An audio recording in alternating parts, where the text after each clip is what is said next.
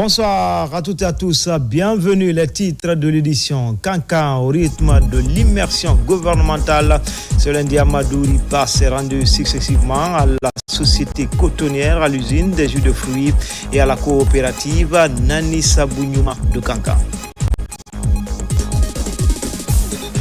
Et puis l'administration et contrôle des grands projets en visite dans certains chantiers du pays profond. C'est une mission qui évalue l'état d'avancement des travaux avant de signaler les insuffisances qui freinent certains. Enfin, c'est parti pour la 5e édition du Salon de la lecture à Conakry. Cette rencontre littéraire qui va s'écouler pendant 6 jours vise à promouvoir l'excellence en milieu scolaire. Thème retenu cette année, le livre au service de la lutte contre les violences basées sur le genre. Voilà pour le sommaire. Encore une fois, bonsoir à tous. Bienvenue dans cette édition d'information. Tout d'abord, Cancan au rythme de l'immersion gouvernementale. Ce lundi, Amadou Riba s'est rendu successivement à la société cotonnière, à l'usine des jus de fruits, à la coopérative Nani Sabounyuma de Cancan, le tout sanctionné par une rencontre avec les populations locales. Ousmane Bangoura. Après les régions des Erekouré et Farana, le cap est sur Cancan, la cité religieuse de la Cheikh Fantamadi Chérif. Amadou Riba, en compagnie des membres du gouvernement, a successivement visité les sociétés cotonnières jus de fruits et la coopérative Nani Sabounyuma. La plupart de ces unités industrielles sont à l'arrêt. La société cotonnière de Guinée, créée en 1982, était alimentée par 10 préfectures. L'unité n'est pas aux arrêts, puisque là nous sommes opérationnels, seulement que le rythme de production n'est pas aussi, la cadence n'est pas là. L'unité a besoin d'un nouveau souffle pour pouvoir réellement remettre ses activités en marche, pour pouvoir occuper la place qu'elle a occupée dans le temps. Même constat à l'usine de jus de fruits, où les difficultés sont multiples. Manque d'investissement, vétusté des équipements, absence d'une stratégie de relance efficace. On travaille présentement, s'il y a les moyens à notre côté, on travaillera sur ISO, une convention internationale des normes qui va nous permettre d'être compétitifs. Mais l'emballage, c'est un facteur qu'il faut beaucoup retenir. Et là, il faut beaucoup d'argent. C'est vrai qu'il y a beaucoup de problèmes qui se posent.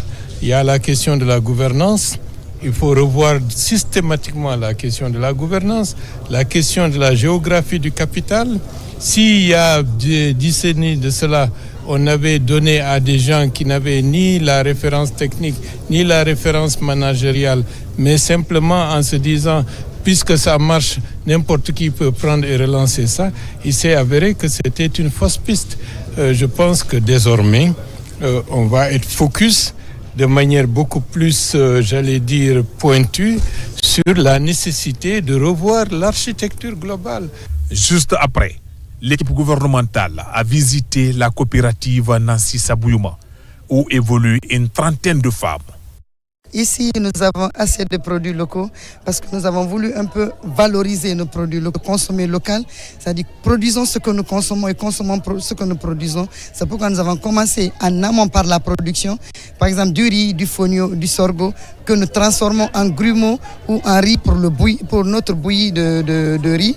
À la Maison des Jeunes également, la délégation gouvernementale conduite par le Premier ministre Amadou Riba a été accueillie avec ferveur. La population de Cancan reste et demeure reconnaissante à l'ensemble des actions entreprises à leur bénéfice. Tout au moins, permettez-moi, Excellence, de vous soumettre respectueusement les doléances de la population de Cancan. La finalisation du pont reliant du quartier Bordeaux au quartier de Fadou, d'Ossouri, dans la commune urbaine, au niveau duquel nous avons enregistré des cas de mort des élèves pendant la traversée pour rejoindre l'école. Le dragage du fleuve Milo et la restauration des berges. La relance du projet coton, des usines de jus de fruits et de l'agriculture. Vous avez le salut du général d'armée Mamadi Doumbouya. Cancan a repris son élan. Je l'ai constaté moi-même. Il y a quelques années, je suis venu à Cancan. Ce que je trouve maintenant est différent de ce que j'avais laissé. Je sais qu'il y a beaucoup de projets qui existent, mais je suis très pressé de les voir se réaliser concrètement. Parce qu'on dit ventre affamé n'a pas d'oreille. Vous avez besoin de l'électricité. L'économie a besoin de l'électricité. Toute la vie a besoin aujourd'hui d'électricité pour progresser. Même construire sa maison, on a besoin de l'électricité. Il va de soi que sans électricité, c'est comme si tout le monde est étouffé. Mais je vous dis, dans quelques mois, avec l'aide de Dieu, Kankan va sortir de cette question, est-ce qu'aujourd'hui nous aurons du courant ou...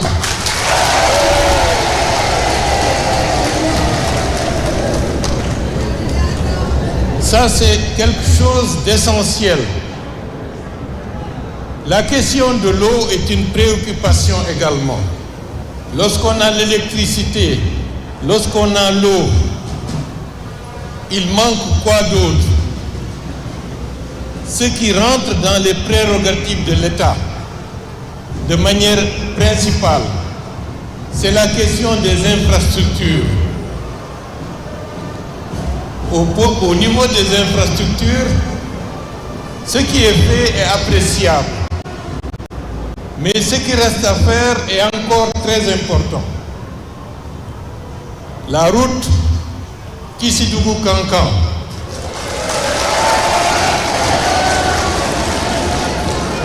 la route Kankan-Kerouané,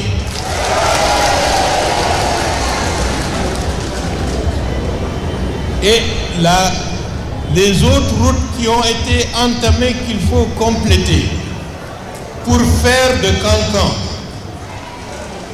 la ville qui va être non pas simplement la capitale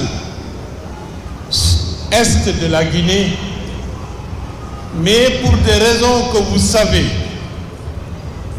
La région du Sahel a besoin d'un espace économique stabilisé, d'une ville moderne.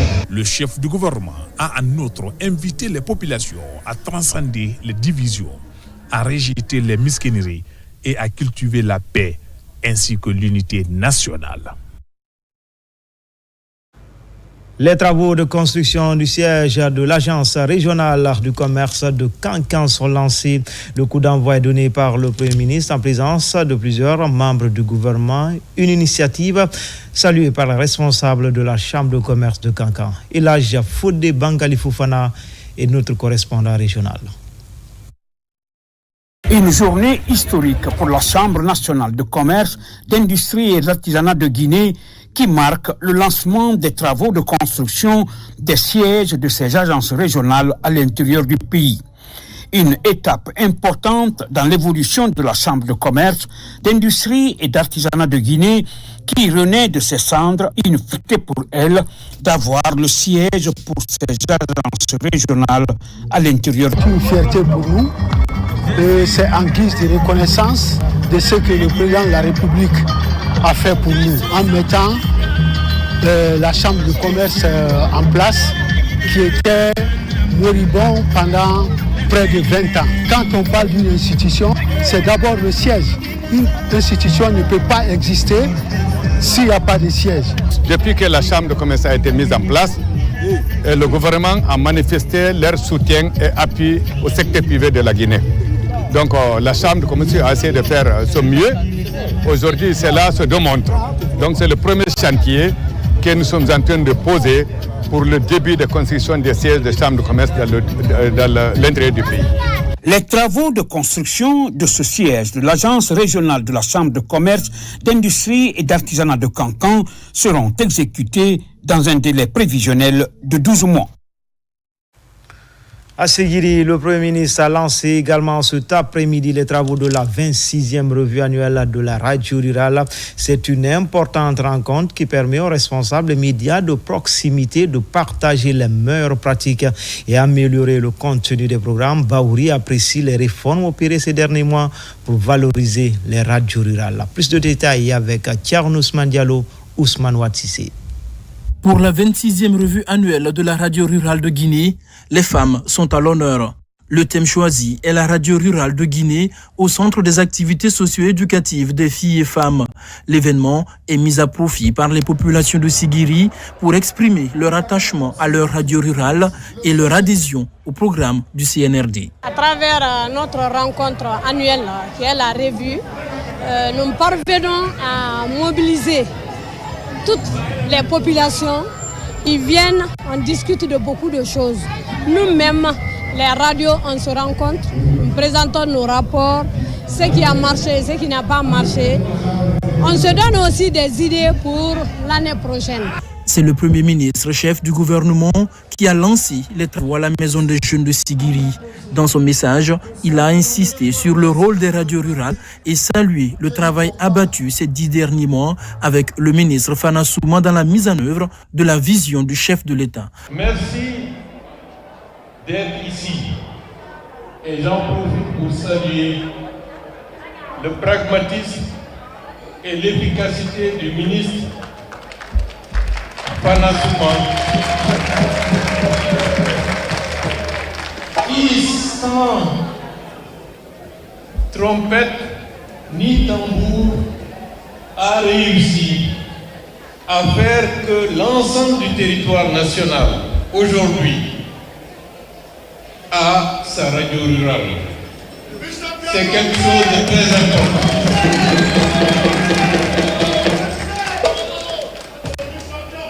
La radio rurale, c'est la présence de l'État guinéen dans toutes les parcelles du territoire national. L'absence d'une radio rurale de Guinée qui ne peut pas être captée à l'intérieur du territoire national, il y a un sentiment d'exclusion vis-à-vis des populations qui ne peuvent pas accéder à l'information locale, à l'information nationale. C'est la raison pour laquelle nous l'avons soutenu et encouragé pour que toutes les préfectures de la Guinée puissent avoir leur radio rurale. On a connu beaucoup de soubresauts et on a rencontré beaucoup de difficultés. Mais ce temps est en train de changer. Aujourd'hui, avec le CNRD et le général Mamadi Doumbouya, nous avons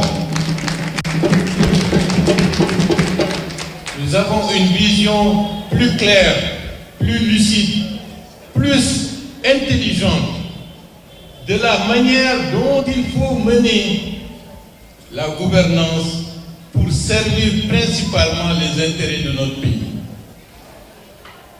Radio rurale assumée avec professionnalisme, avec une vision, j'allais dire, d'innovation, la tâche qui est la vôtre dans un contexte où tout est à redéfinir. Je sais que nous allons gagner la bataille de la consolidation de la paix dans ce pays, la bataille de la refondation. La revue annuelle de la radio rurale va durer 48 heures. Pose de la première pierre de la médiathèque de l'université de Kankan. Les travaux ont été lancés sous la houlette du chef du gouvernement. Délai d'exécution des travaux 6 mois. Mounir Bari, Amarako Bassouma, envoyé spéciaux. L'immersion gouvernementale se poursuit à l'intérieur du pays. Dans la région de Kankan, par exemple, c'est un rêve qui se matérialise avec le lancement des travaux de construction d'une médiathèque à l'université de Kankan.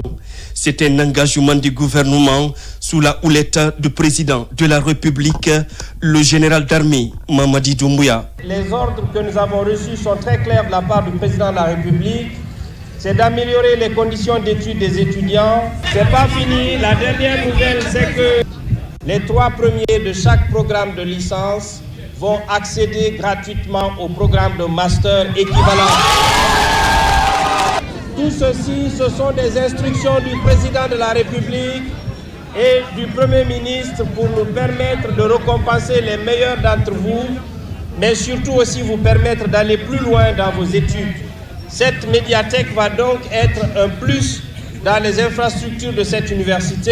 Le ministère de l'Enseignement supérieur, de la recherche scientifique et de l'innovation s'inscrit dans une dynamique de refondation institutionnelle qui vise à promouvoir l'excellence académique et scientifique. Alors, la médiathèque, normalement, c'est un espace connecté qui va permettre aux étudiants d'être un peu branchés, on va dire, aux nouvelles technologies ou à la bibliothèque numérique qu'on peut avoir. C'est un bâtiment complètement connecté qui va permettre aux étudiants d'avoir accès à, on va dire, à des ouvrages qui n'ont pas forcément accès aux bibliothèques ordinaires. L'objectif, c'est d'investir en chaque Guinéenne et en chaque Guinéen pour les années à venir.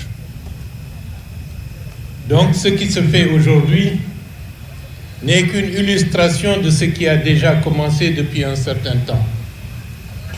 À vous de s'en saisir, de l'utiliser avec efficacité, avec efficience, pour toujours aller dans le sens de l'approfondissement des connaissances, du savoir. Parce que comme vous le savez aujourd'hui, on parle de l'intelligence artificielle. Et donc, nous avons l'obligation de faire que le capital humain guinéen soit suffisamment bien préparé pour répondre aux besoins de notre économie et de nos ambitions nationales. Au cours des 6 prochains mois, une infrastructure à la pointe de la technologie sortira de terre ici même à l'université de Kankan.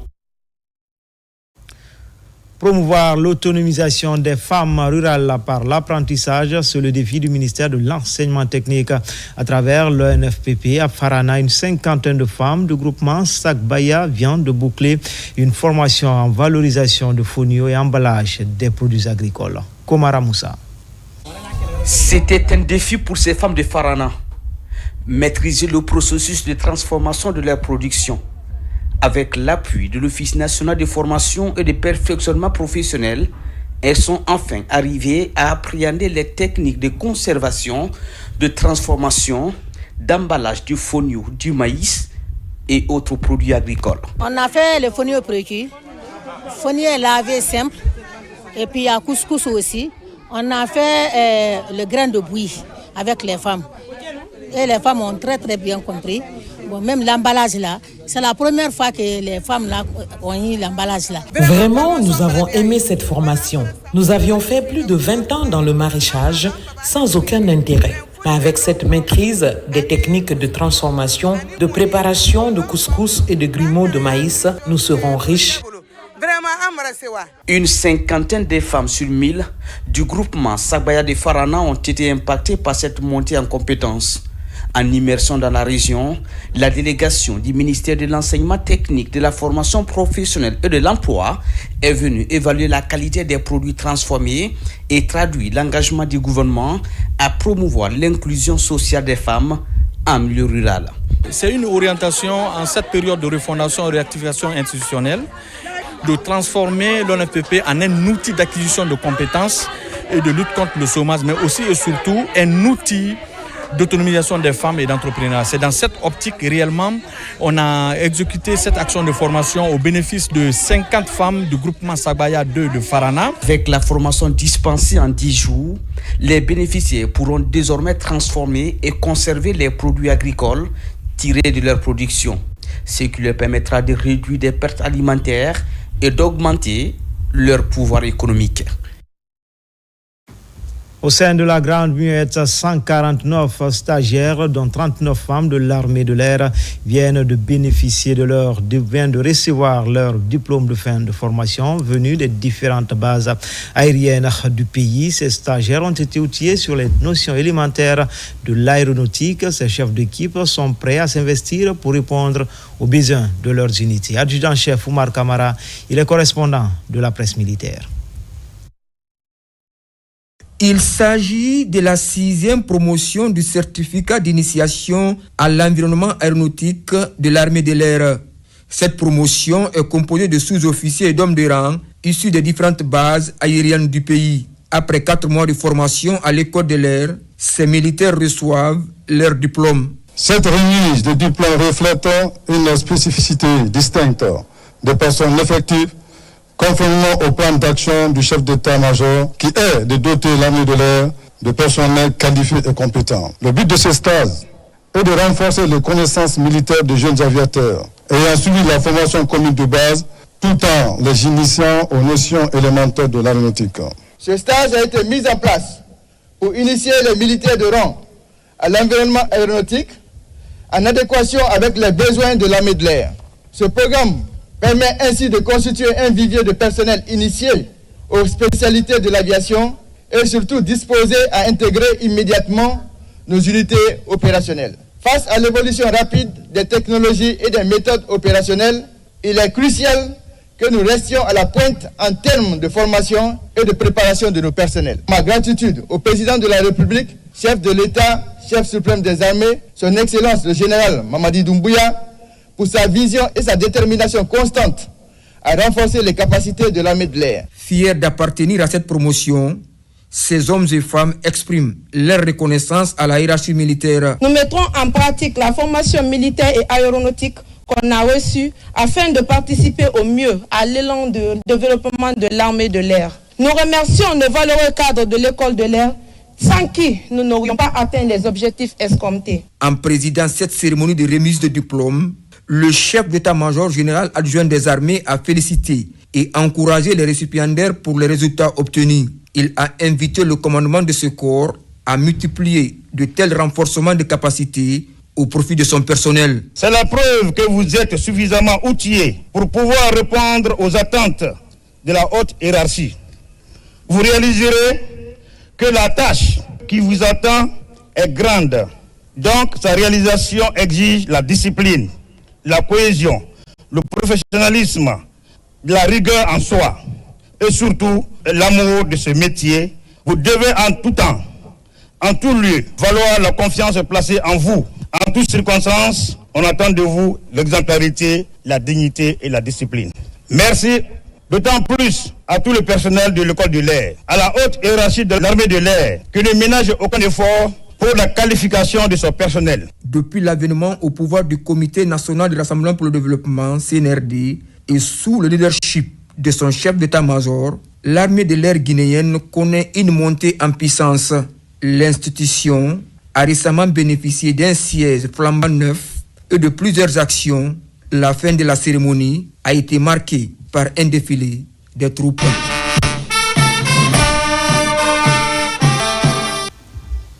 Le groupe d'amitié Chine-Guinée conduit par le deuxième vice-président du Conseil national de la transition, reçu en audience ce mardi par l'ambassadeur de la Chine en Guinée. Les entretiens portent essentiellement sur une coopération interparlementaire. Compte rendu d'audience à Robert Sidi Tolno, Mohamed Yansane.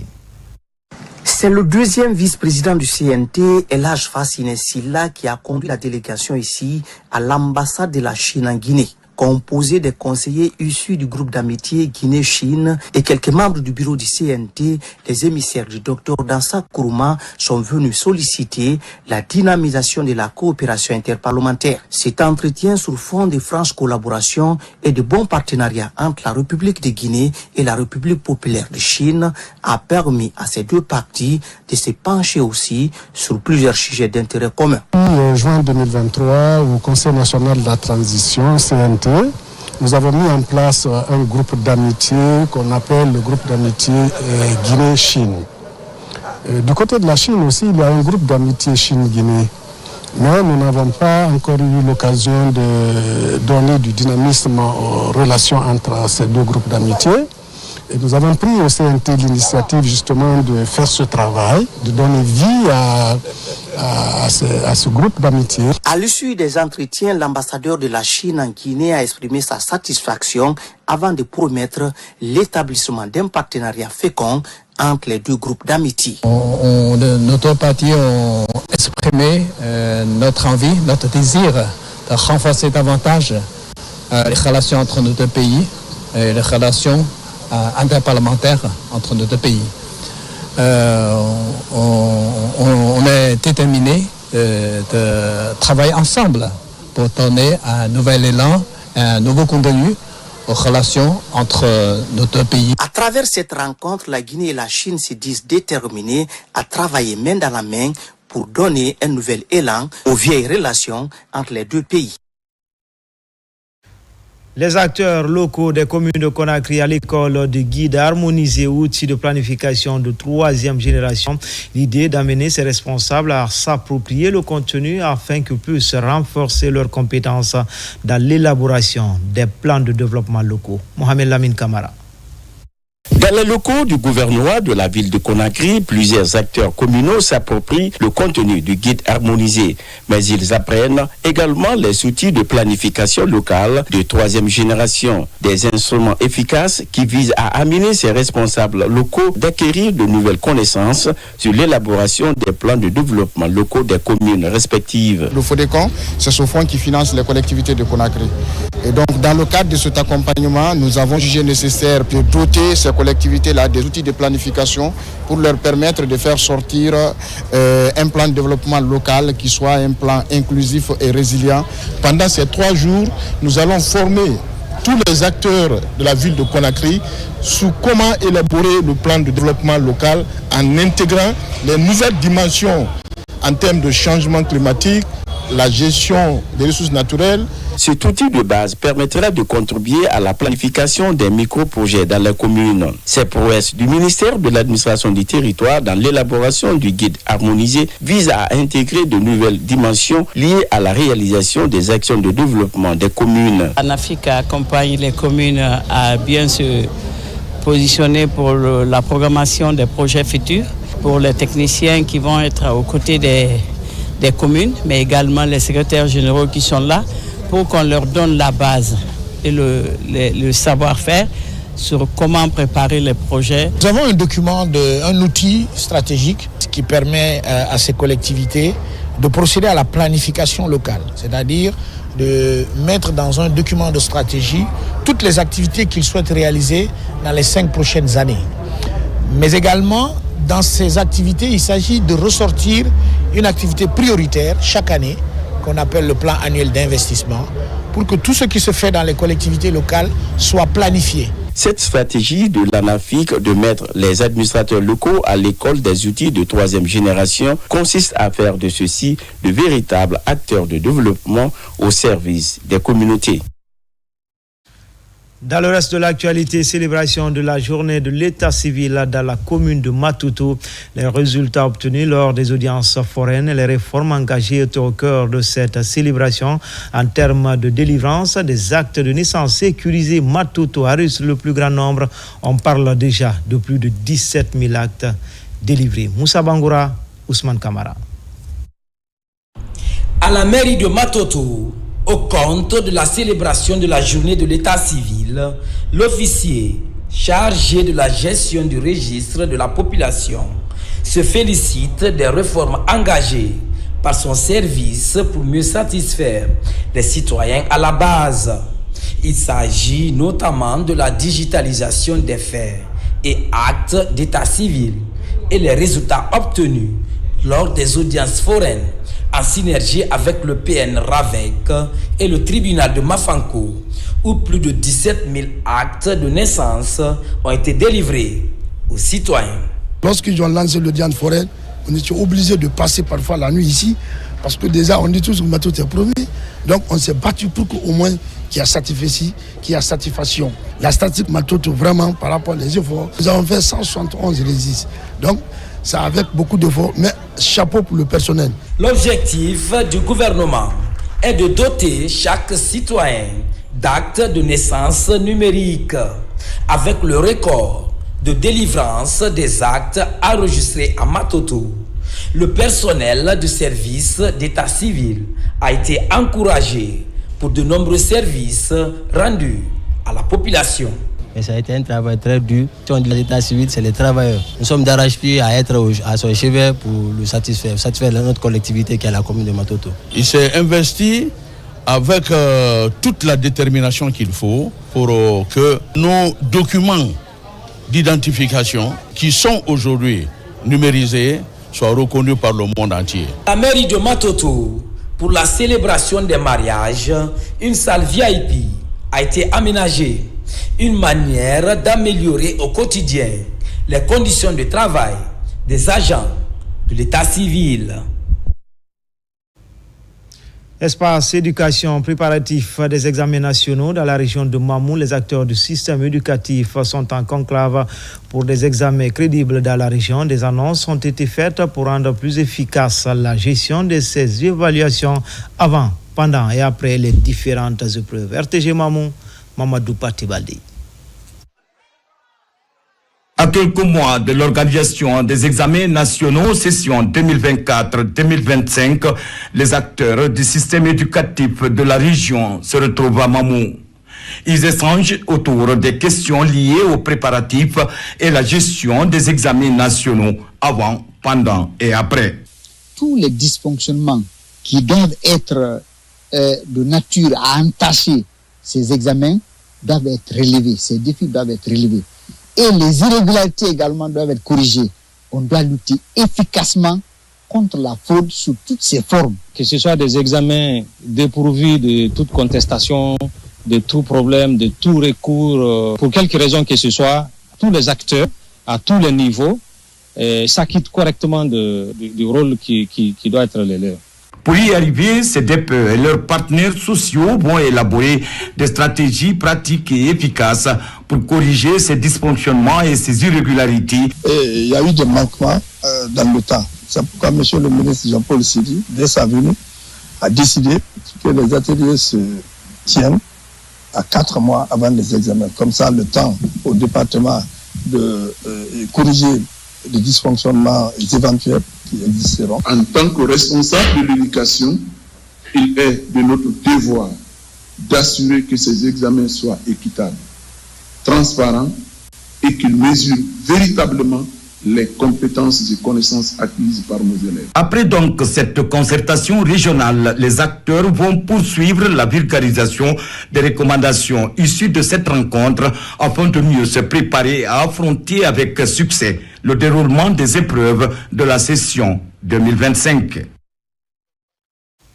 Même exercice à Boké, les acteurs du système éducatif se concertent également. Ils examinent les pistes de solutions pour la réussite de ces évaluations. Le respect des règlements édictés par le département et la mobilisation des encadreurs étaient au centre des débats. Younoussa Tawel Kamara, Bintou Touré, Mohamed Mara.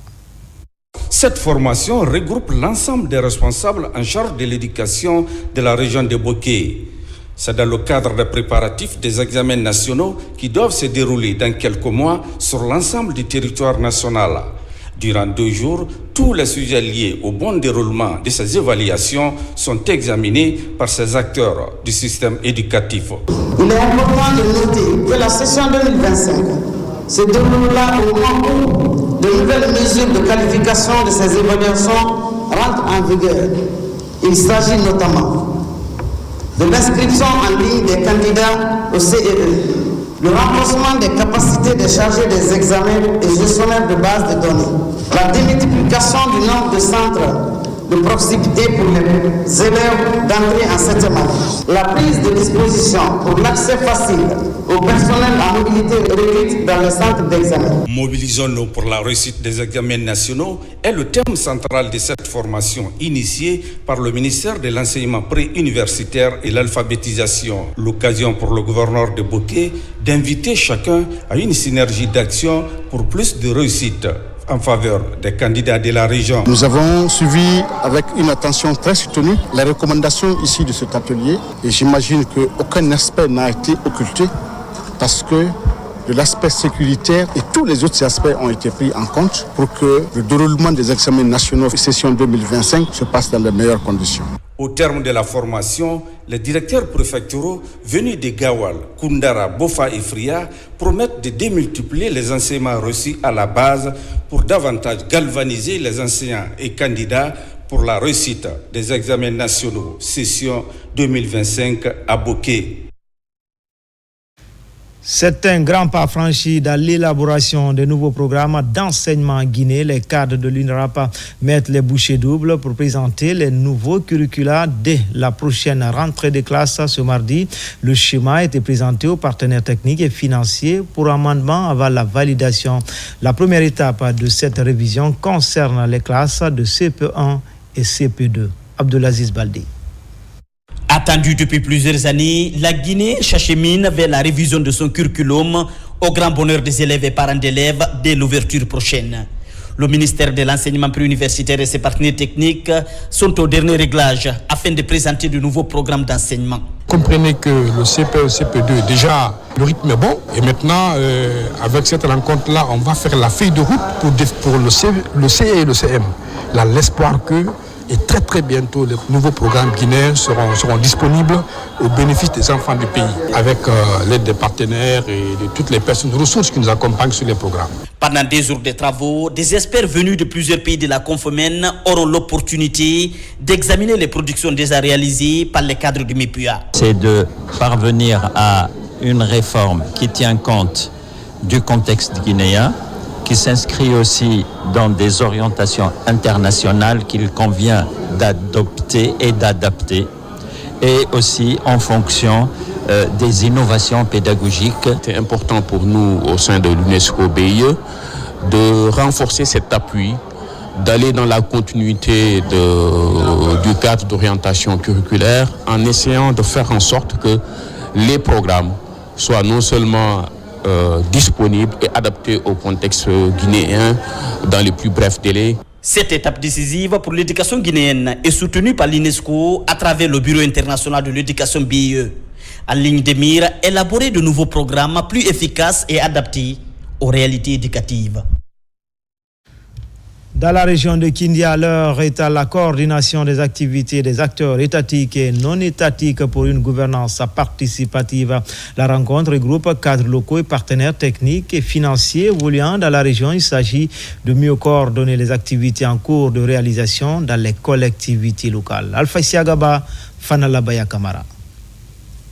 Communément appelé Conseil régional de gouvernance participative, le conclave regroupe l'ensemble des acteurs étatiques, acteurs de la société civile et représentants des ONG évoluant dans la région. Nous avons quelques soucis techniques. Comme annoncé dans les titres, l'administration et contrôle des grands projets en visite dans certains chantiers du pays profond. C'est une mission mixte qui évalue l'état d'avancement des travaux avant de signaler les insuffisances qui freinent certains. Abdul Karifa Guetta, Abakar Junior Kamara.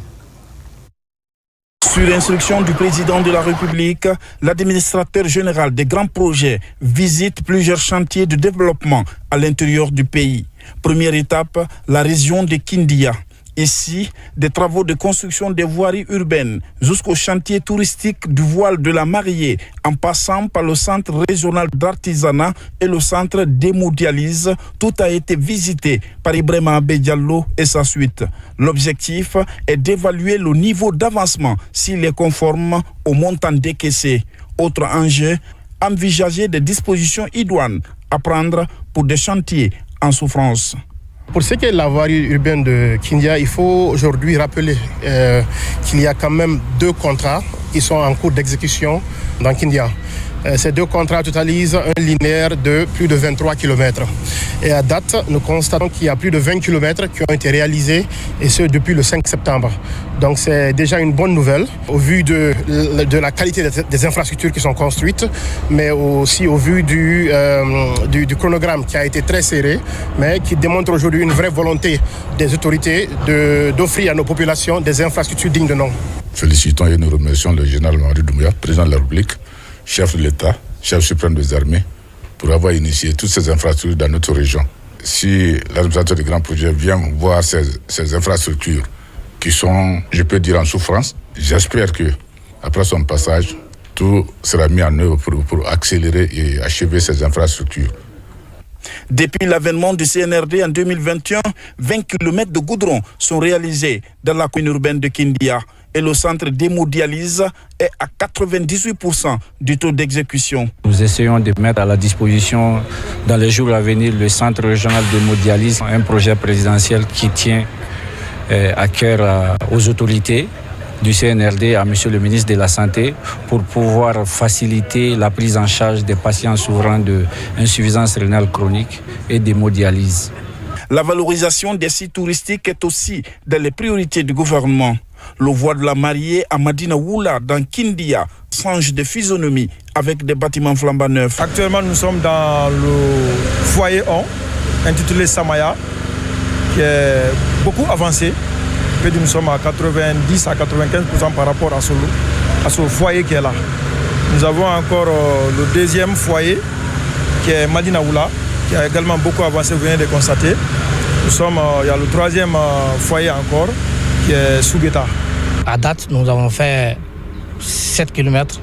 Maintenant, l'ensemble du projet, c'est sur 8 km 500. On a fait des dallos, des caniveaux, des travaux confortatifs aussi qui sont en cours. L'administrateur général des grands projets veut évaluer le niveau d'avancement de tous les projets et répertorier toutes les difficultés qui empêchent l'évolution des travaux. Les ressortissants de la Guinée-Maritime se mobilisent autour du projet de société du général président. Le comité de pilotage appelle toutes les régions du pays à se mobiliser les 21-22 février dans la ville des Agrumes pour témoigner de leur engagement aux idiots du CNRD et de son président, Makeme Donzo. 2 jours seront consacrés à la reconnaissance des actes posés par le président de la République, le général Mamadi Doumbouya, en 3 ans seulement à la tête de la Guinée. La région de Kindia pilote l'événement. Les fils et filles de cette localité ont un objectif commun: réunir toutes les régions administratives pour exprimer leur soutien au projet de développement amorcé par le CNRD dans les différentes localités de la région de Kindia. C'est un appel de mobilisation à l'ensemble de la Guinée. Comme un seul homme, nous venons à Kindia pour commémorer les 3 jours d'activité allant dans le sens d'une reconnaissance vis-à-vis des activités ou des idéaux du CNRD, à sa tête le général Mamadi Doumbouya, qui, depuis le 5 septembre, a donné une visibilité à notre pays. La mise en place de ce mouvement de soutien a tout son sens. Toutes ces actions de développement enclenchées à travers le pays méritent une reconnaissance. Les acquis sont énormes. Quand je prends le cas de la Guinée-Maritime, nous pouvons citer beaucoup d'actions d'envergure qui sont initiées et achevées en un temps record. Pour donner un cachet particulier à l'événement, la journée du jeudi 20 février sera consacrée aux opérations d'assainissement de la ville de Kindia, l'épicentre de cette grandiose manifestation. Une manière de recevoir les invités dans la gaieté et dans l'allégresse. Le mouvement Saran Chérif pour la continuité du général Mamadi Doumbouya poursuit son implantation à travers le pays. Le mouvement vient de poser ses valises à Guéguétou et Kouroussa, où les populations adhèrent aux idéaux de paix et de vivre ensemble prônés par les autorités guinéennes. Kerfa, la presse Camara, Mamoudou Silla. À Guéguétou, dans les locaux de la préfecture, autorités locales et populations affichent un soutien unanime au CNRD et aux actions de la transition. Nous sommes de cœur avec ce grand mouvement. Tout ce que ce grand mouvement va vouloir faire dans notre commune, qu'ils viennent nous voir. Nous ferons tout ce qu'on peut faire. Soutenir le président Mamadi Doumbouya, notre façon d'être va changer. Après Gekedou, direction Kouroussa au district Wassaya, où l'accueil est tout aussi enthousiaste. Jeunes, femmes, sages et autorités administratives ont exprimé leur satisfaction et leur engagement en faveur des idées portées par le mouvement. Nous saluons la naissance de ce mouvement que tout bon Guinéen doit soutenir. Au nom de toutes les autorités préfectorales et communales, au nom de toute la population de Kouroussa, population à sens unique, qui a fini de dire déjà, Mamadi Doumbouya, c'est Kouroussa, Kouroussa, c'est Mamadi Doumbouya. En s'impliquant aujourd'hui à Kouroussa, notre mouvement se donne pour mission de promouvoir les actions du chef de l'État et de renforcer la région populaire aux réformes engagées pour une Guinée plus juste et prospère, de favoriser la cohésion sociale, car aucune nation ne peut bâtir son avenir dans la division, d'accompagner le développement socio-économique à travers des projets concrets et durables qui améliorera la vie de nos concitoyens. Désormais, le Mozakod met le cap sur Kankan Nabaya, où une visite est prévue chez El Haj, l'ancien Kedjan Doumbouya, l'aîné de la famille présidentielle, ainsi qu'auprès des autorités administratives de la région.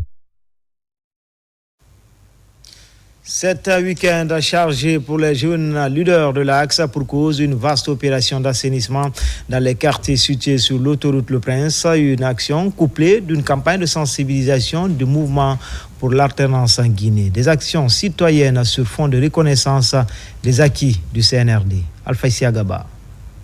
C'est une opération d'assainissement sur fond de reconnaissance des acquis du CNRD. Les jeunes de l'Axe choisissent le balai pour rendre certains quartiers attrayants. À l'origine de l'initiative, les femmes leaders du mouvement pour l'alternance en Guinée. Ces femmes de l'Axe sont désormais unies pour une Guinée forte et stable. Je remercie toute la jeunesse de Hamdallah jusqu'à Kabele. Vraiment, ce que je vis ici, je suis très content. On a vu que les jeunes sont entendus, ils sont compris. Ceux qui sont compris, même famille là vraiment. On les remercie, on l'encourage, on les félicite. Nous sommes avec eux. De Kagbele à Hamdallah, sur l'axe partout, on est engagé à 100% derrière le président Mamadi Doumbouya. Nuit et jour, on est prêts. Oui. Parce qu'il nous a montré qu'il nous considère. Il nous a montré qu'il peut essuyer nos larmes. Plusieurs quartiers de l'autoroute Le Prince ont été touchés par cette opération d'assainissement. Même le cimetière de Bambeto a été aussi assaini. Lors de notre dernière sortie à Koza, on a promis de poser des actions concrètes pour accompagner le président de la République. Donc on a commencé par l'assainissement de nos quartiers. Même le cimetière n'a pas été épargné par cette action citoyenne. Les femmes sont mobilisées avec la jeunesse. Nous prônons la paix, nous prônons la non-violence à travers des actions citoyennes pour accompagner le président de la République, le général Mamadi Doumbouya. L'opération d'assainissement est couplée d'un meeting.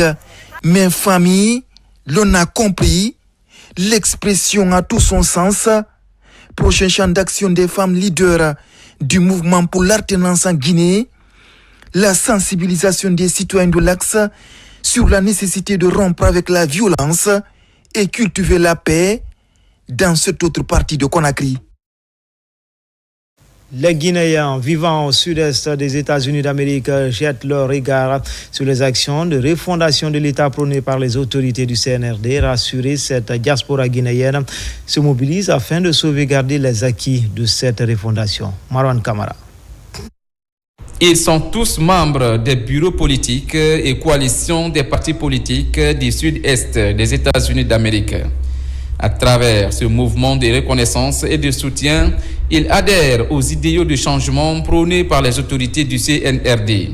Pour la première fois dans cette région des États-Unis d'Amérique, ces Guinéens de la diaspora apportent leur regard sur des actions de refondation de l'État enclenchées par les autorités de la transition. Ce qui a été réalisé en si peu de temps n'a jamais été réalisé en Guinée. Il est important de le dire quand cette administration justement fait des choses qui vont dans le développement de notre pays, je pense qu'il est important de le signaler et de féliciter justement les initiateurs. Et je soutiens, je l'avoue, sans équivoque, voilà, je soutiens sans équivoque le CNRD et les actions de notre président Mamadi Doumbouya. Venus des États d'Atlanta, de la Floride, d'Alabama, de la Géorgie, de la Caroline du Nord et du Sud et autres contrées des États-Unis, ces Guinéens de la diaspora s'engagent à œuvrer ensemble pour la bonne réussite de la transition. Ici, nous célébrons la Guinée en diversité. Notre paradis, la terre de recherche et d'innovation. Le général Mamadi Doumbouya, depuis le 5 septembre, a pris les destinées de la Guinée en main et a œuvré pour la jeunesse guinéenne. Nous, Guinéens diaspora, contribuons à augmenter l'économie de ce pays. Nous envoyons de l'argent, nous soutenons nos pays, nous soutenons nos parents. Avec le programme de Simandou, nous sommes prêts à œuvrer à l'aider pour que la Guinée avance. Le programme Simandou 2040, la mise en place de la CRIEF, la réalisation des infrastructures sociales de base sont entre autres actions égrenées par ces Guinéens de la diaspora. Ils promettent de s'investir afin de rassembler davantage la communauté guinéenne afin de pérenniser les acquis pour le bonheur des populations. Dans l'actualité encore, c'est parti pour la 5e édition du Salon de la lecture à Conakry. Cette rencontre littéraire qui va s'écouler pendant 6 jours vise à promouvoir l'excellence en milieu scolaire. Thème retenu cette année, le livre au service de la lutte contre les violences basées sur le genre. Plus de précisions avec Ali Badara Kondé. C'est parti pour la 5e édition du Salon de la lecture Salek. C'est une initiative de la structure Kadiak Communication. L'événement a réuni les établissements scolaires et universitaires de la capitale ainsi que les acteurs du monde littéraire autour du livre. Cette année, le thème retenu est le livre au service de la lutte contre les violences basées sur le genre. Il est important de rappeler que depuis la nuit des temps, les relations entre les hommes et les femmes sont émaillées d'actes d'amour et de violence à des degrés divers. Les VBG, si elles concernent aussi bien les genres masculins que féminins, sont très largement et très majoritairement exercées à l'encontre des femmes, d'après les statistiques, et ce, dans toutes les parties du monde. De nos jours, près d'une femme sur 3 dans le monde est victime de violences basées sur le genre. Le phénomène est encore plus marqué dans les pays pauvres. Dans un monde, on l'avoue, en constante mutation, dominé par de nouvelles technologies et la numérisation du savoir, nous devons, mesdames et messieurs, aujourd'hui réaffirmer l'importance de la lecture comme fondement de toute formation intellectuelle. Cette rencontre de 6 jours en son acte 5 vise à promouvoir l'excellence et le mérite en milieu scolaire et universitaire. Le Salek acte 5 sera surtout marqué par des échanges de formation, des panels, des conférences débats, des projections de films sur les VBG, mais aussi des concours littéraires. Lire donc pour voyager, lire pour s'informer, lire pour s'ennuyer, lire pour se divertir, lire pour se former, lire pour trouver parfois solution à nos difficultés, lire pour devenir des citoyens exemplaires. Là, je parle à nos enfants qui sont ici derrière nous. Je déclare officiellement ouverte la 5e édition du Salon de la lecture au nom de Monsieur le ministre de la Culture, du Tourisme et de l'Artisanat.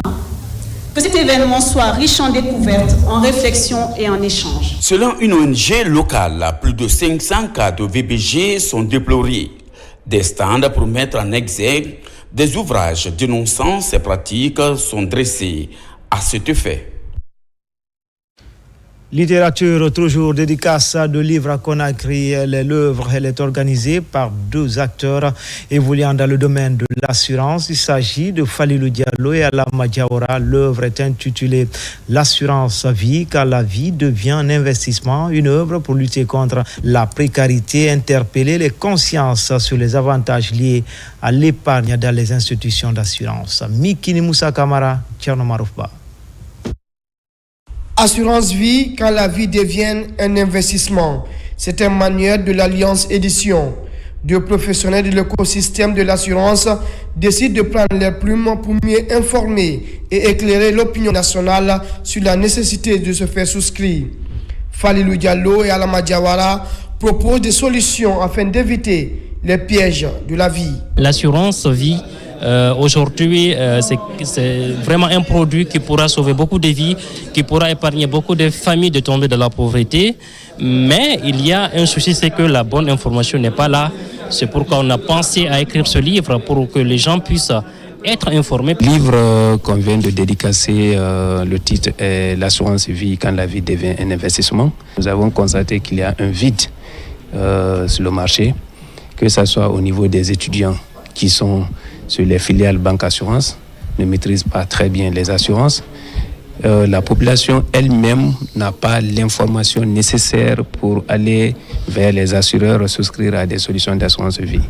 Et d'où notre volonté à mettre un élément à la disposition de tout le monde afin que l'assurance vie devienne une réalité et non quelque chose qui dit bon, les assureurs sont des arnaqueurs et autres. Il faut leur donner des informations claires.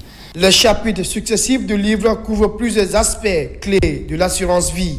J'estime qu'à mon retour, non seulement le fondateur, mes encadreurs, l'ensemble de mes étudiants, je vais leur présenter le livre, leur dire vraiment combien de fois ce livre peut être important pour tout le monde. La définition de l'assurance, la souscription d'un contrat, en passant par le rôle et la gestion des risques pour les entreprises et les institutions financières.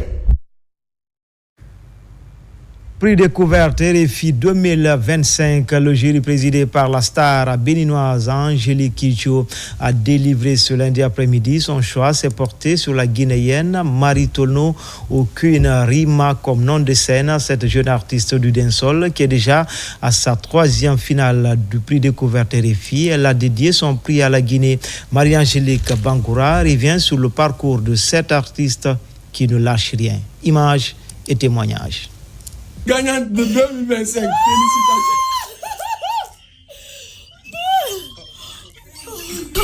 Très tôt ce mardi matin, Queen Rima reçoit un coup de fil d'Angélique Kidjo, la présidente du jury, prix découverte RFI, en annonçant à la candidate finaliste guinéenne du concours RFI qu'elle est retenue lauréate du prix découverte RFI.